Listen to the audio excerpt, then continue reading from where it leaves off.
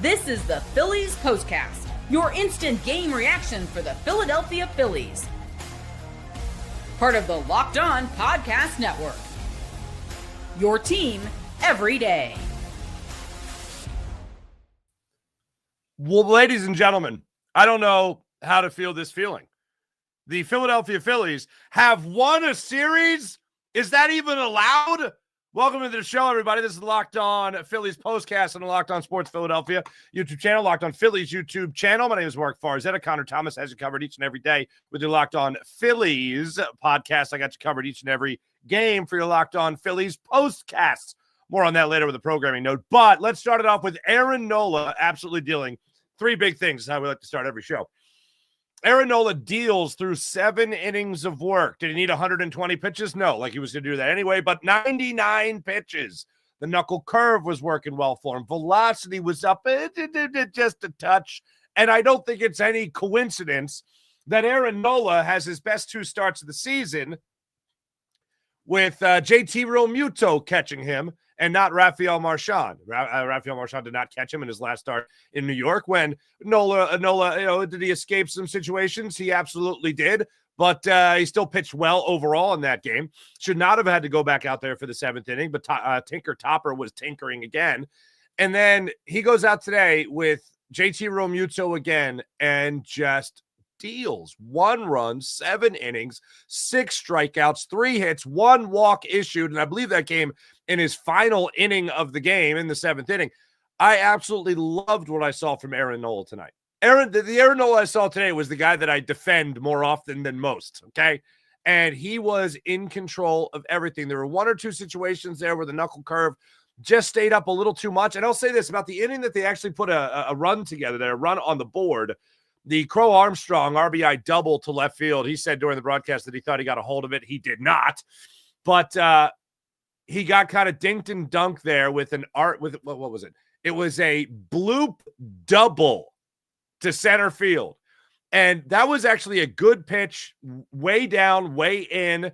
And on that particular at bat there, Horner put a great swing on it in that particular situation. Great hitting, great pitching. And he was able to get that ball up into the air where I'm sure it bounced around in the Wrigley wind. But Johan Rojas needs to make the play if he's calling off Nick Castellanos. And if Nick Castellanos is being called off, then he needs to back up the play. He can't just continue running side by side like this is Blades of Glory and they're ice skating in together. It's ridiculous. So that play I put on the outfielders there more so than I put on Aaron Nola. And then Crow Armstrong, another bad pitch, a changeup down, a 1-2 changeup down out of the strike zone. And Crow Armstrong puts a good swing on that one and puts it into the left field, puts it off the left field wall there for their only run of the game. But that was really the only inning that they really got to Aaron Nola. Phillies were able to respond a little bit later in the ball game when they got some things going for themselves. You'd love to see that. We'll get to that in a second. But loved what I saw from the Phillies overall today. There was one particular instance that really, what really grinds my gears?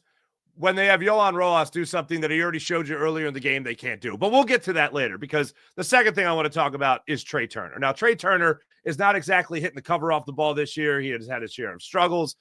Came up with a 3-hit day today, including an infield single in the 10th inning that ended up giving the Phillies that second run, that pivotal second run that you always need in this modern age of baseball, this modern day baseball. And Brujan there at left, at the third base. When I saw him double pump, I went, does he know who's run? Does he understand that Trea Turner's fast, like really fast, like super fast?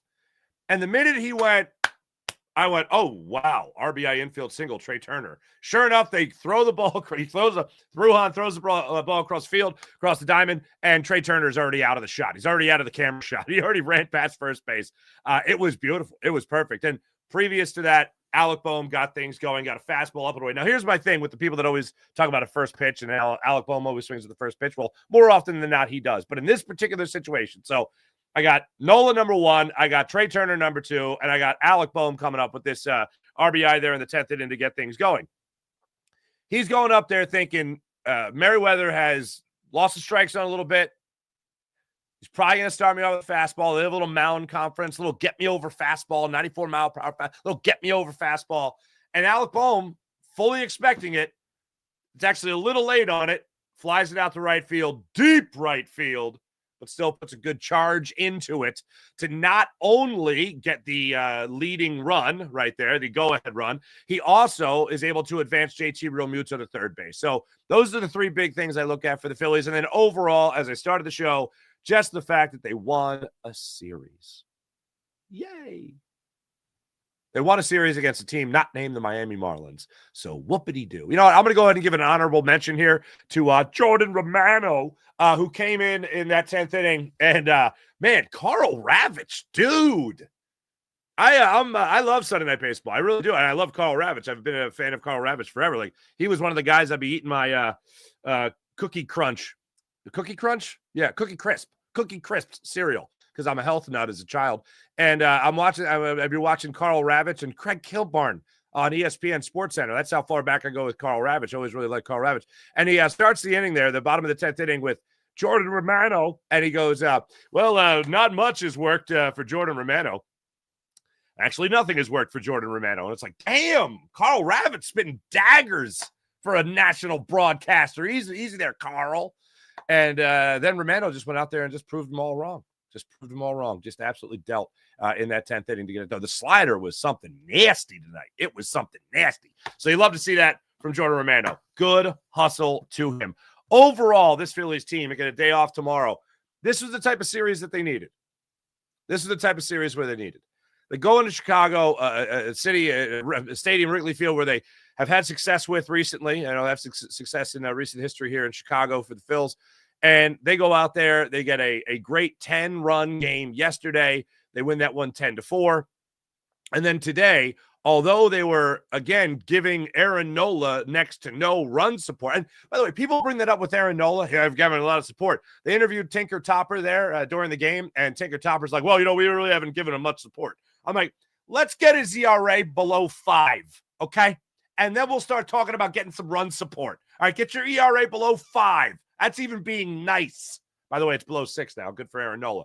But let's get his ERA below 5, and then we'll start, crying over no run support. But he had no run support today, so, of course, every pitch that he's making is back against the wall a little bit for the Phils. He's trying to make sure they get that series win. They lock up that series win and get out of Chicago on getaway day. And that's exactly what Aaron Nola did today. That was by far my favorite thing. And if you know what, let me go ahead and just get right to it. When it comes to a player of the game, I think we all know who it is. This is the Locked On Player of the Game. Yeah, you guessed it. It's Aaron Nola. I mean, how do you go any other way than Aaron Nola? The moment I actually felt like this was going to be something special for Nola tonight, when was it? First inning. He was facing Suzuki in the first inning for the third out. He had started off every batter, and I think he did this for the first five batters he faced. Strike one. First pitch, strike one. Every single batter. But that first inning, and he struck out Suzuki on a cutter. The cutter was working for him. Velocity was good on his fastball, as I mentioned earlier, and you saw the knuckle drop work a couple of different times. But 11 pitches in that first inning for Aaron Nola. Not really used to that for old Knowles. You know what I mean? And then he just kept bringing it. He gets a 1-2-3 inning in the third inning. He gets a 1-2-3 inning in the fourth inning. He gets Swanson to strike out on a sinker. He was just mowing him with that, with his pitches today. Not in terms of, like 12 strikeouts or anything like that, but just in terms of keeping them off balance. So they would top a couple of baseballs to short, second, stuff like that. He had them really off balance in that regard. One situation there, he unfortunately gave out a two-out single to Amaya in the fifth inning, and this is the fifth inning, and this is, I mentioned it earlier, he hung the knuckle curve a little bit, and this is the inning he was doing it.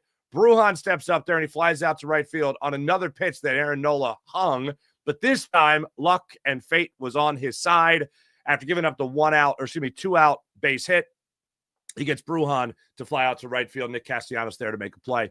15 pitches in that fifth inning. Sixth inning for Aaron Nola. He starts out with 79 pitches. He needs just 7 pitches to get through the 6th. And I'm like, oh my goodness gracious. Aaron Nola, ladies and gentlemen, is going to pitch into the 7th inning. And he seems like he's going to be in good shape to do it. And boy, was he. I had argued in his last start against the Mets when he had already gone through 6 innings and only allowing 2 runs, I believe it was at that point, before the 3-run home run by Francisco Lindor. You saw Aaron Nola up there in a pitch count, about 88 pitches, and Rob Thompson decided to put him out there.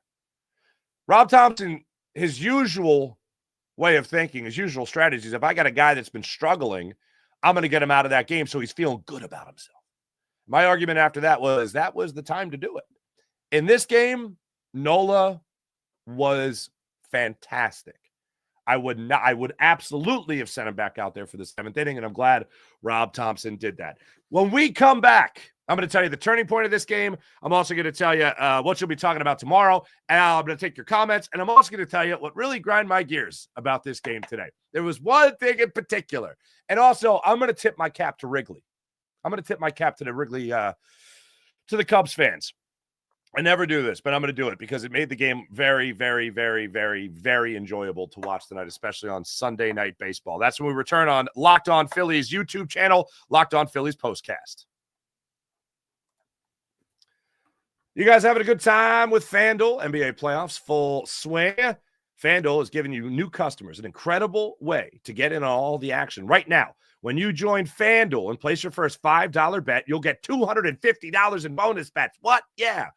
If your bet wins, that's all you got to do. Win your first $5 bet, $250 in bonus bets.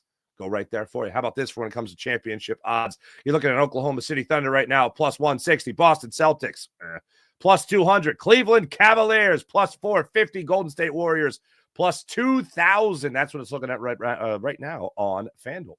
I love how FanDuel makes betting easy, whether it's picking up my favorite team, picking my favorite team, picking my favorite players on that team, whoever it might be, with props, 3-pointers, whoever it might be. Plus, after the game tips off, you can combine live prop bets into same-game parlays for a chance to win big with FanDuel. So take advantage of all they have to offer. Don't miss out. Head to FanDuel.com and claim your $250 in bonus bets today with FanDuel. Oh, you guys have heard me talking so much about the Game Time app. No better way to catch an MLB game live, right? Nothing like it. The crack of the bat, the smell of the concessions, the nachos, the hot dogs, all the stuff, all the stuff at the ballpark there, right? The smell of the grass, even. It's fantastic. Last minute deals, all in pricing, lowest price guaranteed. Game Time app is where it's at. Game Time makes getting tickets easier than ever with last-minute ticket deals. Also, Game Time is also the official ticketing partner of Locked On Phillies Postcast. So how about that? Maybe you have a spontaneous game night up your sleeve? Want to go to the game? Also, want to go to the concert or the comedy show? Game Time app has you covered. Recently grabbed some last-minute tickets to a concert thanks to the Game Time app. And don't forget about the Game Time Picks feature. That makes finding the best deals effortless. So download the Game Time app, create an account, use promo code LOCKEDONMLB. That's promo code LOCKEDONMLB for $20 off your first purchase. Terms apply. Again, create an account, use redemption code LOCKEDONMLB for $20 off your first purchase. Download the Game Time app today. Last minute tickets, lowest price, guaranteed. All right, Chicago. I happen to love Wrigley Field. I'm a big fan of Wrigley Field. Love going there. And been there a number of times. And I got to say this. The Cubs fans brought it tonight. There were a couple instances there, whether it was Nick Castellanos' fly ball just dying right there, 2 feet away from being a basketball, as they call it out there in Chicago, apparently. Or it was Nico Horner making that great play at second base to turn 2 in the 7th inning, I want to say. They brought it. It was a lot of fun. Like, it felt like I was watching a playoff game today. That has nothing to do with how I feel the Phillies are going to end their season, where they're going to end their season. That's just to say right now, it felt like I was watching a playoff game, some postseason baseball, and that was a lot of fun. So Chicago really made that happen, and the Phillies made it even more enjoyable, by winning. And speaking of which, let's talk about the turning point. Time to reveal where the game was won or lost. It's the turning point. There's a couple of different things you could go into here with the turning point, but I'm just going to go right to the 10th inning because if you don't know if you're going to win or lose when you're going into the 10th inning, I mean, that's why it's a tie ball game. That's why we got the extras, right? But Mayweather could not throw a strike to save his life. You got Nick Castellanos starting out the inning at second base. JT Realmuto goes down 0-2, and then Merriweather's like, where's the strike zone? I don't know. And he couldn't find the strike zone. He ends up losing them in a 7-pitch at bat. loses him to a walk. Kepler goes up there and walks. So this brings me to, then Bohm steps up with the bases loaded, nobody out, gets the sac-fly RBI. You're up 2-1. And then this is what grinds my gears. It makes 0 sense. Okay. How much sense? Zero sense to bunt Johan Rojas. Now, I don't got a problem, generally speaking, when it comes to Johan Rojas trying to lay down a bunt. Like earlier in the game, he tried to lay down a bunt. Actually, earlier in the game, 8th inning, just 2 innings earlier. He's trying to get down a bunt. Can't do it after a leadoff walk to Alec Bohm. Can't lay down the bunt. It turns into a 4-6-3 double play after he misses on a bunt, pops one out. Yeah. So he couldn't get it down. So you're going to ask this guy to do it again? And not only that, here's another reason why it's stupid to do it there. And somebody hit me up on Twitter saying, well, if it worked, you would have loved it. No. Here's why. When he squared around to bunt, I want hell no. That was my first response. Hell no. When he got it down, I went still double hell no. And then they went home and threw out JT Realmuto at home plate. I hated that. And here's another reason why I hated it. Merriweather can't throw a strike. Why am I giving him outs? I'll just sacrifice bunt. No! It's why. Why? Stott works a walk. Shocking. Trea Turner gets the infield single for the second run of the 10th inning there, and the Phillies go up 3-1. That's the way it ended. That's the turning point right there. As far as what you'll be talking about tomorrow, this is what you'll be talking about. The Phillies won a series, and you're probably also going to be talking about, that's it for Nola. That's the one. A lot of people, that's it for Nola. That guy gave you one good start. Now he's going to be terrible again. Probably some negativity surrounding that. And maybe, just maybe, we'll embrace the positivity of the Phillies winning a series against a team that has been scoring more runs than anybody in baseball. Game 1 of the series, they hold them to 4 runs. Game 2 of the series, they hold them to 4 runs. Game 3 of the series, they hold them to 1 run. That's pretty damn good. This is quite the test for Aaron Nola and company, and the bullpen came out and did their thing. Oh, honorable mention. I'll give away one more honorable mention, and this is to Jose Alvarado in the 9th inning. I wanted a guy to pitch with some guts. Okay, we'll call it guts. It's a family show. He pitched. Who was it? Tucker. It was Kyle Tucker of all people. He pitched him with some guts. Goes down in the count right out of the gate, 2-0. So what does he do? He buzzes a 98-mile-per-hour sinker at his head, and Kyle Tucker, wow, okay, pulls a matrix trying to avoid that pitch. And then, as he should, at a 3-0 count after that specific pitch up and in, he goes low and away. He works it finally to 3-2, and then he rings him up. Or excuse me, he gets him to a line out to left field. Miss Kuzi lines out to left field. So there you go. And then he strikes out Suzuki on 3 pitches, including a high fastball, which, by the way, the high fastball was a strike all night. This one was a little higher than the other ones. Apparently still got the K zone, allegedly. And that was that. So good hustle to all those guys. But as far as what you'll be talking about tomorrow, Nola's good start. Let's see what you guys are talking about in the chat, shall we? Before I do that, let me just double check that. That's good. All right, cool. What do we got going on here? Morgan Rand, hello, Morgan Landy. Rojas can't even bunt to go along with the missed catch earlier in this one. Should be 1-0, right? Romano pitched well tonight. Let's hope that continues. I will. Bird's Nest. Go Phillies. There you go. Great draft there, Birds. Remember, Lewis, what's going on? Remember my bold prediction last video where I said Nola goes 6 scoreless? Look at you. So damn close. So damn close. I'll take it. I'll give you the win. Go you good things. Thank you, Graham. Go Phils. Jacked in. Come on, boys. Hello. Jake, go Phils. There we go. Evelyn. What a win. Should have gotten more runs in the 10th, but we got the W thanks to Romano. There you go. Deborah, for you. Okay. All right. He did really good. Let's keep it going. Damn right. Greg, what's going on? The Mets met the Braves.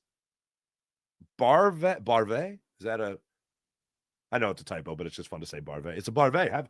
Is the Barve going to be at the party? Nola shutting down the Cubbies. What a way to end the weekend. Mikey B, hello. When they came back from the commercial and Romano was on the mound, I became Michael Scott from The Office. Oh, no, God, no. I think we all did. Crazy. What's going on, Crazy? Nola is very sharp tonight, says Pat Ryan. He was. King Darius, hello. I guess Romano's back. I guess he is as well. Everybody loves Romano. Tonight, hello, Polar Buck. Tonight was the first I heard Romano. First I heard that Romano may have been tipping his pitches. That was the first I heard that too. My eyebrows went up when that happened as well, Polar Buck. Thank you. Alvarado was filthy tonight. He absolutely was. Tommy Shrove, hello. That bad play by Rojas was young player trying to prove himself, not the time. I didn't hear, and I have my social media up. I assume it was called. For Real Muto to go like that, you have to assume it was called. Harper's arm pain, says RF. Yeah, that was not great. That didn't look good tonight. Ari, go Birds. Thank you. Connor, thank you. Romano and Nola and Turner, baby. There you go. Mikey B. Rojas had like 3 other opportunities to lay down a bunt in the same situation this season. And he does it when he shouldn't have. Fair. I think we can all agree. Thanks, everybody in the chat. You guys are wonderful. As per usual, make sure you guys hit like and subscribe on Locked On Phillies YouTube channel. That's like and subscribe on Locked On Phillies YouTube channel. And make sure you go over as well and subscribe to Locked On Eagles YouTube channel. My man Louis DiBiase has you covered each and every day for your Locked On Eagles podcast daily. Then me, Harry Mays, Louis, usually, and Jason Martinez, usually, have you covered for a full hour podcast on your Philadelphia Eagles. We'll be talking all things draft tomorrow. So make sure right after you get done clicking like and subscribe to Locked On Phillies YouTube channel, you go over and you click like and subscribe to Locked On Eagles YouTube channel as well. Thanks for watching. Thanks for listening. Back with you guys for this Tuesday. How about that?